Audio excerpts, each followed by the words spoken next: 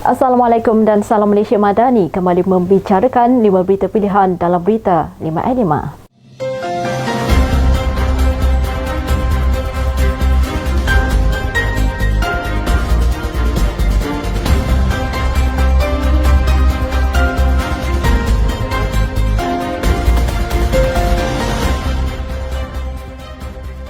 Perdana Menteri Datuk Seri Anwar Ibrahim menyeru orang ramai menyatakan pendirian tegas mengutuk pembantaian Zionis Israel ke atas Palestin sebagai satu pasukan yang berpadu dan utuh.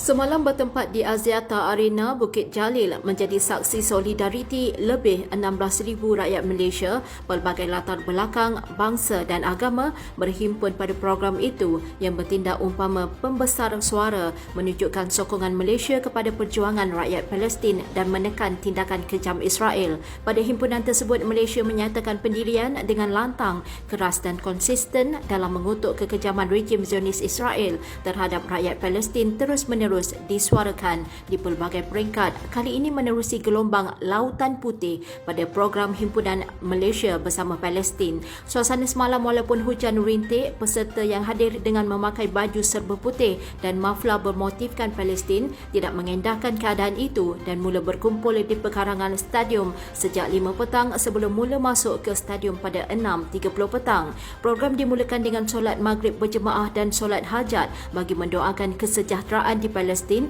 disusuli beberapa siri ucapan berkenaan sejarah dan perkembangan konflik yang melanda negara itu oleh pemimpin badan bukan kerajaan yang terlibat. Semua yang hadir turut mengibarkan bendera Palestin, melaungkan takbir dan perkataan seperti Hidup Palestin dan Bebas Palestin pada himpunan yang bertujuan mempamerkan sokongan jitu rakyat Malaysia selain mendidik mengenai sejarah dan perkembangan konflik berkenaan.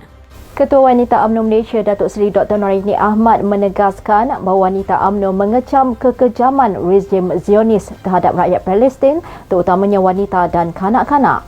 Terdahulu, sebuah akhbar melaporkan Kementerian Kesihatan yang dikendalikan Hamas di Gaza mendakwa lebih 4,600 orang terbunuh dalam serangan rejim Zionis setakat ini, termasuk 1,873 kanak-kanak. Beliau yang mempengerusikan mesyuarat ESCO juga tertumpu kepada isu konflik Palestin-Israel, gerak kerja jalinan rakyat, wanita dan persiapan menghadapi pilihan raya kecil di Parlimen Kemaman yang akan diadakan pada 2 Disember nanti. Sementara itu, bekas Perdana Menteri Datuk Seri Ismail Sabri Yaakob menegaskan konflik Palestin dan Israel ini harus dinoktahkan segera kerana isu Palestin harus dimuktamadkan dan kuasa veto mesti dihapuskan kerana tidak tanduk seperti Amerika Syarikat inilah yang menyebabkan dunia semakin huru-hara. Beliau berkata tindakan Amerika Syarikat tidak dapat diterima akal sama sekali kerana mereka ini tidak jujur menggunakan kuasa veto menolak resolusi Majlis Keselamatan Pertubuhan Bangsa-Bangsa Bersatu agar pembantaian terhadap Palestin dihentikan. Majlis Raja-Raja sepakat mengecam sekeras-kerasnya sebarang bentuk keganasan, penindasan dan kezaliman rejim Zionis Israel terhadap rakyat Palestin, apatah lagi ia melibatkan kematian terutamanya golongan wanita dan kanak-kanak. Terdahulu, sebuah akhbar melaporkan Kementerian Kesihatan yang dikendalikan Hamas di Gaza mendakwa lebih 4,600 orang terbunuh dalam serangan rejim Zionis setakat ini, termasuk 1,873 kanak-kanak. Beliau yang mempengerusikan mesyuarat ESCO juga tertumpu kepada isu konflik Palestin-Israel, gerak kerja jalinan rakyat, wanita dan persiapan menghadapi pilihan raya kecil di Parlimen Kemaman yang akan diadakan pada 2 Disember nanti. Sementara itu, bekas Perdana Menteri Datuk Seri Ismail Sabri Yaakob menegaskan konflik Palestin dan Israel ini harus dinoktahkan segera kerana isu Palestin harus dimuktamadkan dan kuasa veto mesti dihapuskan kerana tidak tanduk seperti Amerika Syarikat inilah yang menyebabkan dunia semakin huru-hara. Beliau berkata tindakan Amerika Syarikat tidak dapat diterima akal sama sekali kerana mereka ini tidak jujur menggunakan kuasa veto menolak resolusi Majlis Keselamatan Pertubuhan Bangsa-Bangsa Bersatu agar pembantaian terhadap Palestin dihentikan. Timbalan Perdana Menteri Datuk Seri Dr. Ahmad Zahid Hamidi memaklumkan bahawa Kerajaan Perpaduan memperuntukkan sebanyak 20 juta ringgit Malaysia menerusi Belanjawan 2024 untuk memperkasakan penghayatan Islam dan ilmu Al-Quran seawal usia melalui program Pratahfiz Kemas.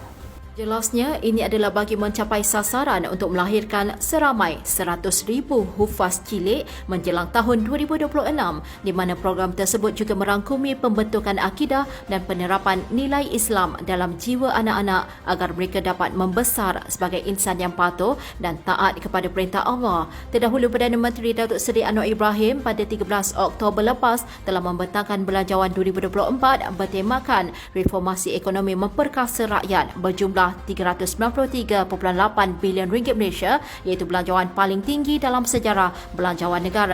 Menerusi belanjawan tersebut, Perdana Menteri telah mengumumkan hasrat kerajaan untuk melaksanakan program Pratahfiz Kemas bagi memperkasakan penghayatan pendidikan Islam dan ilmu Al-Quran sejak awal usia. Timbalan Perdana Menteri Datuk Seri Dr. Ahmad Zahid Hamidi percaya bahawa penerapan daya tindak segera masyarakat dilihat berupaya memberikan pencegahan awal tentang betapa bahayanya dadah. Beliau yang juga Presiden UMNO memaklumkan bahawa kerajaan telah menggariskan 3 matlamat utama dalam mewujudkan game changer bagi membanteras gejala dadah dengan menyeluruh dan berkesan.